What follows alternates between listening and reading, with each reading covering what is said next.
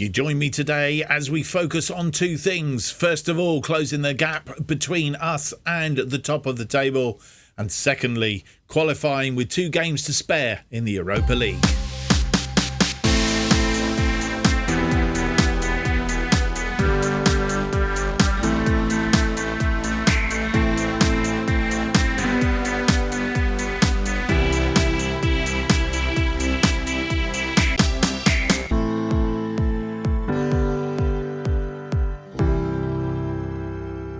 Hello and welcome to episode 9 of Irons in the Fire as we try and make West Ham good and great again. My name's Mark and on today's episode we have 2 games for you.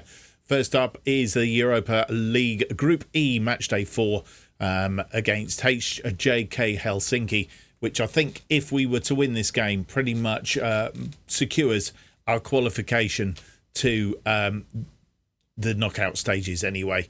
And that's what we will be trying to do with 2 games to spare. And then we have a Premier League match day 12 against Crystal Palce, who we lost out to in the Carabao Cup. So revenge is not a thing that we like to go for, but I think we can say we're going for revenge today. And since we lost to them in the Carabao Cup, we are in reasonably good form as well. So I think we'll be looking not only to avenge that loss previously in the season, but we'll also be looking to move a little bit closer to the teams at the top of the table. Couple of things. If you enjoy today's episode, please leave me that big thumbs up, subscribe, and hit the notification button. And any comments you'd like to leave down below, please do so as well. And don't forget also, if you haven't bought your copy of FM24 yet, time is ticking because the discounts and what have you drop once the full version comes out. So now's the time to buy it. If you haven't bought it, there is a link below and a discount code, which means that you can get it at a reasonable price and help the channel as well. So if you do, thank you very much. Right, since you were last with us, we've played a couple of games.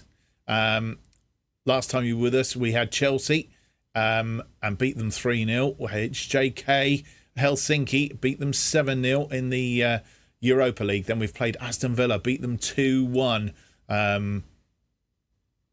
Interesting game this. We were in front of Jarrod Bowen goal, who he's been a bit iffy of late, but he seems to have hit a bit of a soft spot again. He scored after 18 minutes. They equalised straight after half-time on 48. But Thomas Souček gave us the win from the penalty spot after 59 minutes. This was Jarrod Bowen's goal, first goal for a little while, actually.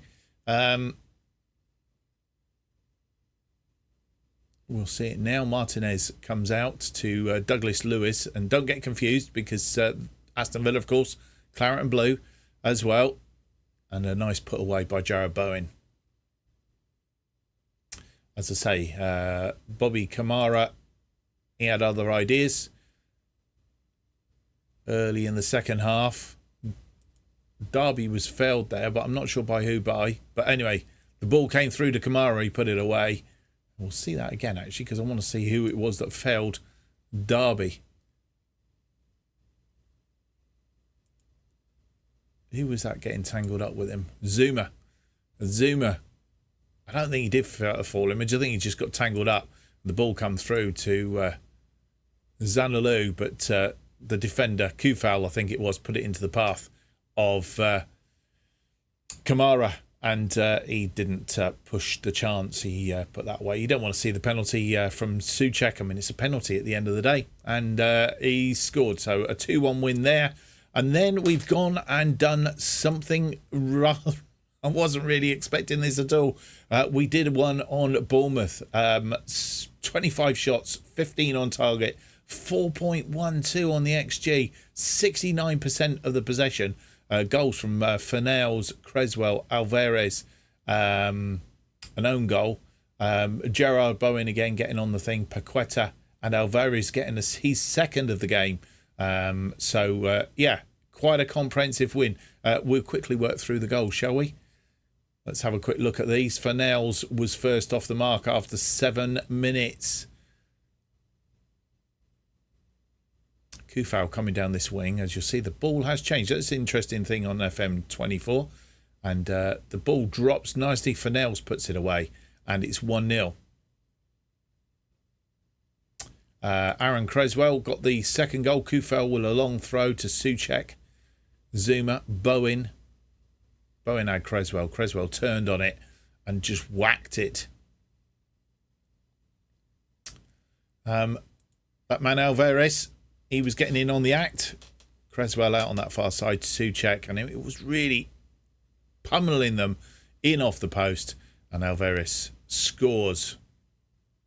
Not sure if that was his first goal of the season, but either way. Then we had this own goal. Again, in the first half, Creswell creating stuff, and it just got a flick, and I think you could see it better from behind the goal, to be honest, that one. Gerard Bowen, 38 minutes, still in the first half here. I think it was 5-0 at half-time. Gerard Bowen, again in off the post, but just finding the net. Paqueta from the penalty spot after 64. He'd only just come on. And Alvarez rounding it up with number 7. A lovely header from a free kick from Thomas. So that was the comprehensive win against Bournemouth, which puts us in second place in the league table, which is rather splendid. Sat behind Manchester City, just 3 points adrift from them now, which means that, it's all still to do. And I'm sure if we just keep going, we are a point clear of Manchester United in third, 2 points clear of Tottenham in fourth. Brentford were 3 points clear of them in fifth. So at the moment, not only cementing a European place for next season, looking for a Champions League space at the moment. So just need to keep chopping away, and eventually, I think, hopefully, Manchester City will come unstuck. That's the plan anyway. So that's where we are at the end, or the start of the episode. We'll see where we are at the end. Nottingham Forest, Luton and Fulham in the bottom. Fulham have actually won a game. They beat Burnley 2-1 and gives them the first 3 points on the board, but they've gone and lost again in their last match. Right, without any more to do, I don't think there's anything else going on, nothing happening. Medical centre wise, I think we know Kudus has been out. He's got another 3 to 6 weeks. But Frabinski, he injured himself. He had a slip disc on the weights in the gym, and he's going to be out for 7 to 10 weeks. So we'll be missing him for a period of time. Need to go and check to see who our backup goalkeeper is now. Of course it is. It's Nathan Trott is our backup goalkeeper. Anyway, I'm not sure. Actually, just check the squad. Is he... I just have a funny feeling that he is... Is he registered? No, it's Frabinski that's... Oh, he's unregistered for this next game. Premier League.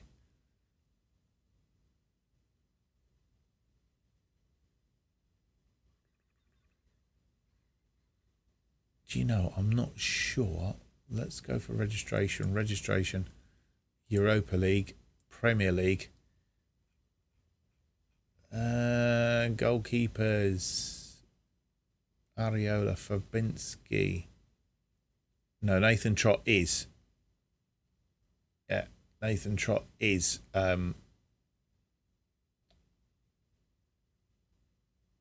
That's fine. It's fine. He is in the squad. That's good news. I was just a bit worried then for a second that he wasn't in the squad. So that was causing me a little bit of worry. This is how the Group E looks then going into this fourth match day. Halfway through, we are on top on 9 points. Genk are second on 6 points. Villarreal have 3 points. HJK yet to get points on the board. Let's hope they don't do it today.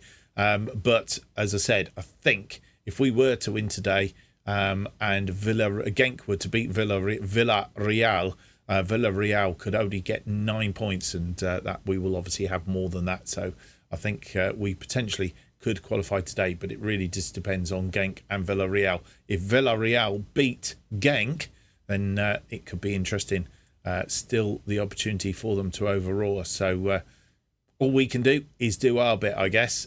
Today's match is Villarreal at home to Genk. So we'll see how that one pans out as well. Right, let's get on with the episode then and have a look at the team that will face HJK Helsinki.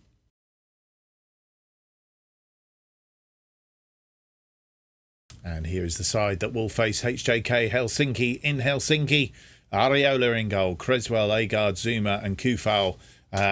Becoming a familiar defensive line, as I've said before, I think. Souček in the left side of midfield. Averis playing as the ball-winning midfielder. Paqueta playing as the right-sided midfielder. Fernels gets the nod in place in front of Ward-Prowse, mainly because he had a stonking game last time out.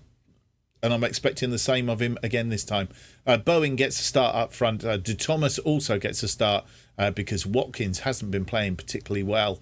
So they lead the attack. And on the bench then, Trott, Mavropanos, Ward-Prowse, Watkins, Johnson, Benarama, Ings, Ogbonna, Cornet, Coda, Emerson and Carrera. Well, the good news is I remember to turn off the speakers this time. This is how the HJK face up. They're playing a 4-1-4-1. We're playing our now familiar formation.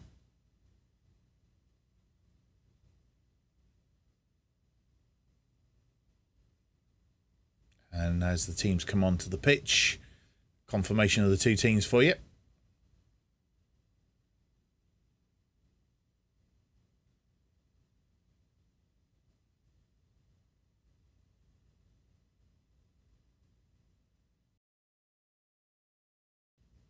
And our first highlight comes 16 minutes in. It's Creswell with the corner. Swings it in deep. And Agard getting up. His second goal of the season. And I couldn't for a second see who it was. But it was deep to the back post. And Agard was lurking there. And these set pieces just switch him around. Agard there getting above his defender and puts it away. They have a corner now. This one swung. That was a funny corner, but it's blasted around, and that's... I thought that had gone in for a minute. Ariola seemed to duck. Very peculiar. Paqueta followed him out. Half-time comes, no more highlights, and a 1-0 lead at half-time, and we had 7 shots, 5 on target, 1.09, 47% of the possession. They've had 3 shots, 2 on target, 0.25 and 53% of the possession. Not as comprehensive as the other leg. And I can say, being away from home, obviously is bothering us slightly. See what we can do in the second half. First highlight of the second half, 46 minutes on the clock, nearly 47. And De Thomas with a short corner, swung in, and Kurt Zuma gets up and gets our second of the game. Not sure how many he scored. I think it's number 4 possibly for this season.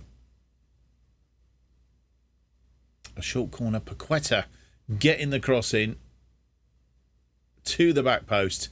And Zuma scores. Another corner now. 60 minutes on the clock. Creswell from this side. An in-swinger. Swung in and Souček joins the party. 7th goal of the season for Souček. And we are now 3 up. And when it was looking at 1-0, looking a bit wonky, things have sorted themselves out. And we've taken ownership of this game. And with 65 minutes on the clock, making 2 changes at this juncture in time, we have taken off Edson Alvarez. And we have brought on James Ward-Prowse in that ball-winning midfielder position. Does he? Yes, he is a ball-winning midfielder. And we've also... brought on Maxwell Cornet. He's come on in place of Pablo Fernels. Bowen drops back into that attacking playmaker role. Actually, might put him as a shadow striker. And Cornet comes in on attack alongside De Thomas. And we have another short corner. That De Thomas to Paqueta, but this time didn't work out. But Bowen tidies up. Agard, Zuma to Kufal. will foul into the area, but it's defended reasonably well. That ball out, and they're not going to get out. Agard, Souček. Last time I looked, Villarreal were beating Genk. Owen tries to get a shot away, but it's blocked. They have a free kick now, halfway inside our own half, and the ball's not been cleared. But Paqueta sorts that one out, but his ball from the was poor, to say the least. I was trying to find a word there that sort of fitted without being too detrimental. And Niemann, and well tackled. I don't know who it was that tackled him. Ward-Prowse possibly. Cornet, who's come on. And he's put that ball through to Thomas. And Thomas couldn't get it away. The goalkeeper smothered it. Nice breakout. And Cornet just biding his time. Thomas gets there. Tries to chip it over the goalkeeper. But the goalkeeper got a boot or something on it. Free kick, Ward-Prowse from just outside the area. Right on the edge of the area. And with 74 minutes on the clock, making two more changes. Vladimir Kufal is coming off. He's tiring. We've brought on Ben Johnson in place of him.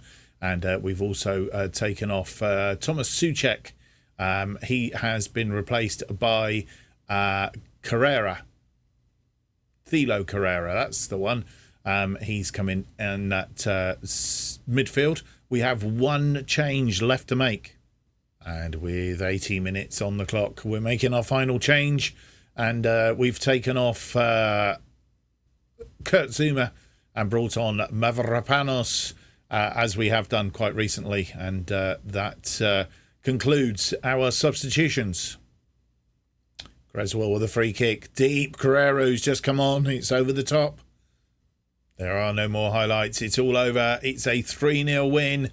18 shots, 10 on target, 2.86 on the XG, 54% of the possession. Mind you, they had 4 shots, 3 on target, 0.28, and 46% of the possession. It's not been a bad day, but I don't think we've done quite enough. Well, we have, but I'm not sure that the other result has gone in our favour. And I don't think we're properly qualified yet, which means we need at least one more point from our next match day, which will be against Genk. Well, as you'll see, Villarreal did beat Genk by 3-2. Pino scored after 31 minutes. In fact, they were 2 up after 45. But in the second half, Genk got one back after 59, made it 2-2 after 73. But just 9 minutes later, Aramash got a winner for Villarreal, a 3-2 win, which means that they both sit on 6 points. And as there's only 6 points left, they could catch us, albeit we do have vastly superior goal difference, as we've just set a new record for the division in the fact that we've not conceded a goal yet in this competition. And 22 goal difference. I don't think anybody, even if both of those, and we were to lose the next 2 games, which seems highly unlikely, my honest opinion is that I think we will. We're pretty much there based on points and goal difference. So I think at the moment it's between Genk and Villarreal, and it depends on how they get on against us, how many goals they lose by as well. So they've played. Both of them have got to play us. Both of them have got to play HJK again. So it's all to play for them. Theoretically, they can both get at least 3 points out of those 2 games, and it's really down to how they both play against us. And here's the match momentum screen, and as you'll see, we had a bit of first half. We didn't really sort of get going, and I think that figured, because we didn't really we only scored that 1 goal in that first half, and they had 5, 10, 15, 20 minutes of it, so they had about 50%. First half enjoyed better of times, but were generally dominant team throughout. But then we became strong in the second half, and that's when we got those other 2 goals, of course. So that leaves us with the second game of the episode, a game against Crystal Palce. They are without Decouri, hamstring strain, and Schlupp, a twisted ankle.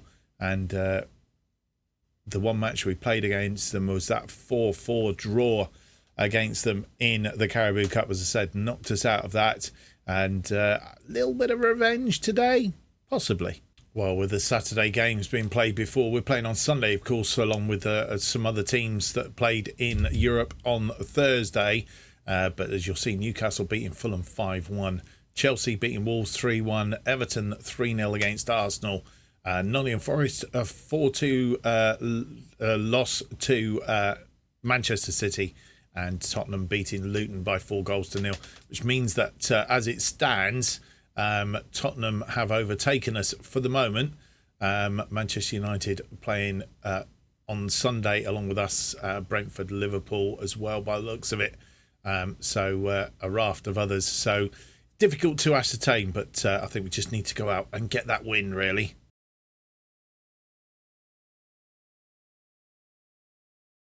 And this is the side that will face Crystal Palace in this Premier League Matchday 12.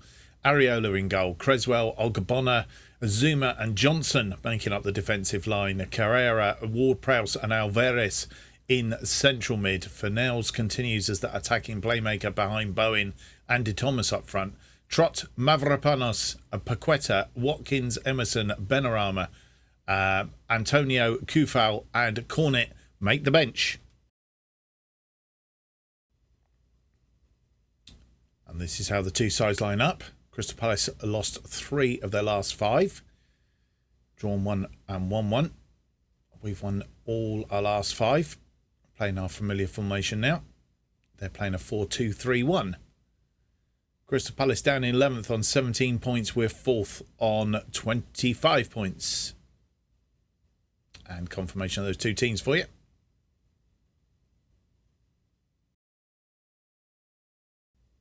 First highlight comes 12 minutes in. It's a free kick to Crystal Palace. As he is in, cross it into the area, and they've Mateta getting the first goal. We go a goal behind after 13 minutes.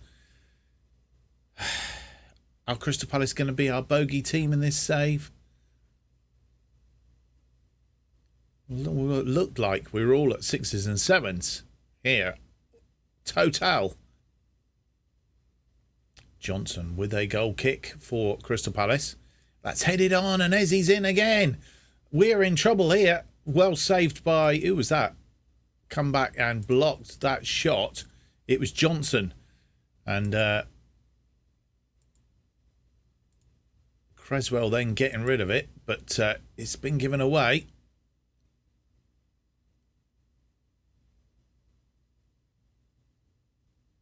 This ball upfield. We'll see it better from behind the goal. Ezzy's in. That was well blocked. They have a corner now. Elise. It's all Crystal Palace so far. It's headed away. But it's still alive. Blocked again. Defending very, very well. And De Thomas gets caught in the tackle.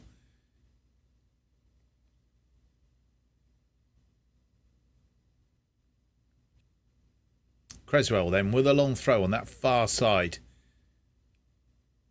Long throw to Ogbonna, Creswell, Bowen, Ward-Prowse, back to Ogbonna. Creswell crosses it for De Thomas. And De Thomas gets the equaliser. His second goal of the season. And it was that FM24 goal again. Headed into the ground. And beats the bounce, beating the goalkeeper.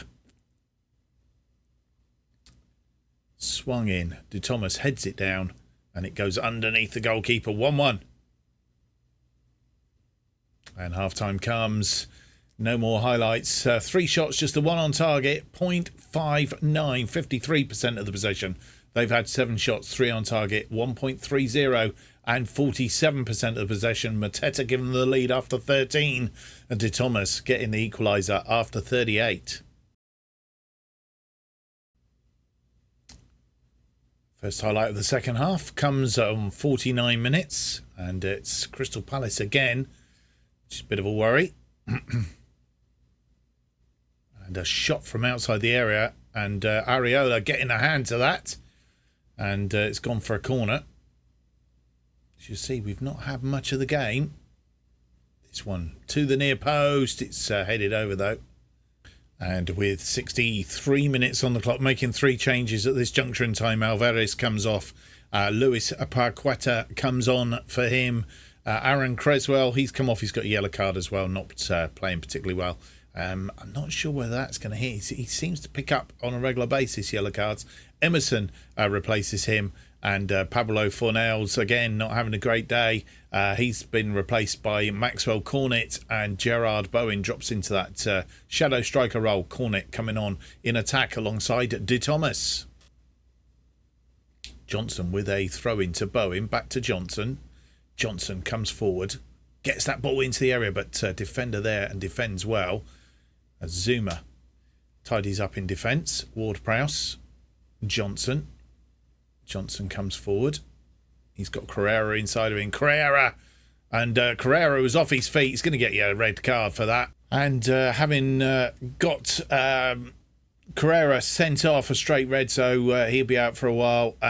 We've decided to take up this formation for now and just see how we go. Crystal Palace have the ball in this highlight. He was the player that caused us all sorts of problems in the previous game. We've got to cut that out. Mitchell with a throw-in on that far side.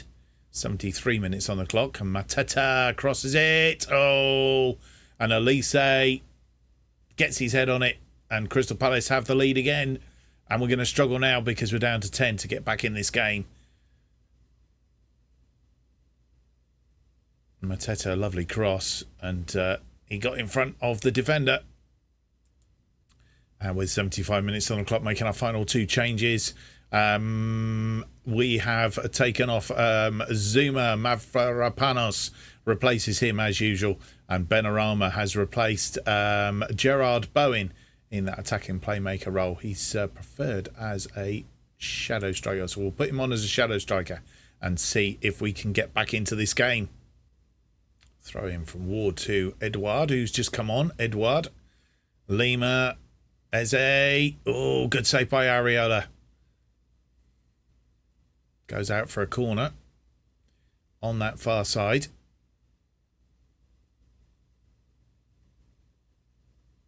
We're going to see the throw in again. And the save from Areola. Eze turned. Had a shot. In fact, got a deflection off the defender. Ward with a throw in on this near side. 6 minutes of added time. We are in the 4th minute of that added time. And Ayo. And they've made it 3-1. And we've looked the poor relations today. That is for sure.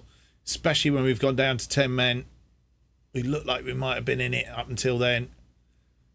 But we've succumbed. And Ayo beating Areola. No more highlights. And yeah, it's not been the best of days. And Crystal Palace look like they could be our series a bogey team. We've just had 3 shots. The one on target, I don't think we've improved that at all in the second half. 0.59, 46% of the possession. They've had 21 shots, 9 on target, 2.77, 54% of the possession. And I think the only man that really kept us in the game was Alphonse Areola. Well, that poor result has seen us drop 2 places from 2nd at the start of the episode down to 4th at the end of the episode by virtue of the other games that have been played. Manchester United beating Brighton by 2-1. 0-0 Bournemouth, Aston Villa. Brentford and Liverpool played out a 1-1 draw. And, of course, we lost 3-1 to Crystal Palace. Crystal Palace moving up into the European places. We're in 4th on 25 points. 1 point behind Tottenham on 26. 2 points behind Manchester United on 27. And we are 6 points behind Manchester City in 1st on 31 points. So that's put a bit of a dent in trying to catch them at the moment, isn't it? But that's where we are. And we've got a couple of games coming up. Of course, we'll be playing Brighton offline. There is a international window. We're going to play Brighton offline. We're going to come back for KRC Genk and Everton in the next episode. So join me for that one. I hope you've enjoyed today's episode. If you have, don't forget to leave me that big thumbs up, subscribe, and hit the notification button. That will keep you up to date with all future episodes of Irons in the Fire and other series as they are released. Of course, our other series going out at the moment is Project Turnaround with Brentford in it. But once that's finished, we'll move on to a fully fledged FM24 series, and don't want to miss it, then hit the notification button. Best way to keep up to date with all that's happening on this channel, whatever it might be, is to follow me on Twitter at JustOffsideFM.